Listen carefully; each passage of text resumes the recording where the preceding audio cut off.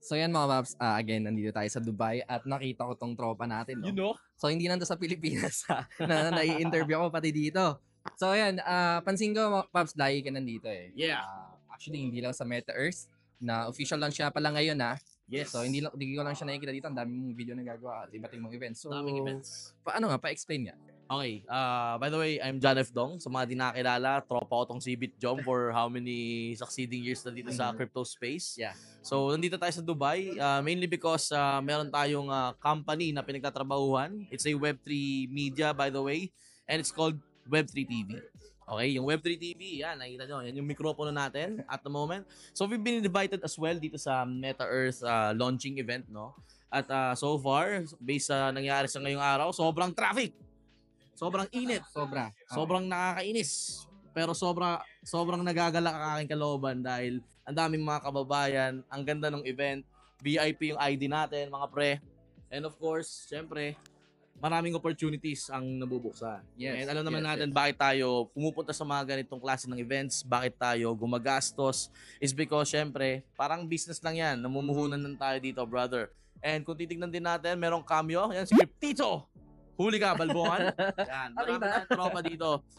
Yan ang mga dahilan bakit tayo masaya sa mga ganitong klase ng events. Actually, kagandahan din nito, no? Yun nga, sabi mo kanina, ang daming Pilipinong na-invite dito Yeah. to join this official launch ng Meta Earth and sobrang amazing ng tiwala nila sa mga Pilipino. Yes, exactly. Sa KOL. Actually, hindi lang sa mundo ng paggagawa ng content. Maski kung titignan mo dito sa Dubai, kahit saan, ang daming kabayan.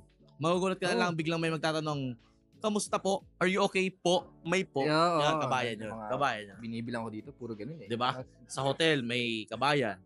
Sa fast food, ang daming kabayan. Sa mga malls, ang daming kabayan. Kahit saan, dito sa Dubai. Ako, nagulat din ako. Parang di nga ako na-homesick kasi ang dami rin palang Pilipino dito. Yeah.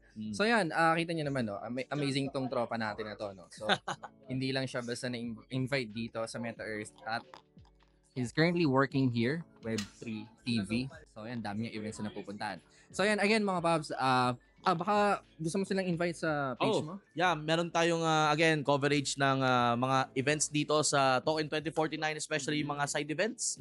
Kasi Token 2049 it's the main event, 'di ba? Pero yung mga side events hindi nabibigyan pansin. And syempre yan yung ginagawa natin dito sa Dubai. We've covered most of these side events. So i-visit niyo po ang Pinoy Web3 TV sa YouTube, sa lahat ng mga social media accounts, Facebook, Instagram, Twitter, and sa TikTok. Okay? Tayo po yung pagmumukha natin ito. Yan po yung makikita ninyo sa ating TikTok. And of course, you can follow me at JF Dong sa TikTok and at John F. Dong sa ating mga other social media accounts, YouTube, Facebook, Instagram, and everything. Nice. Okay, so yun lang muna mga Paps. Again, dito sa Skyview Dubai. See ya. Bye-bye. You know. Yun, punasan ko, pawis. Okay lang, bro.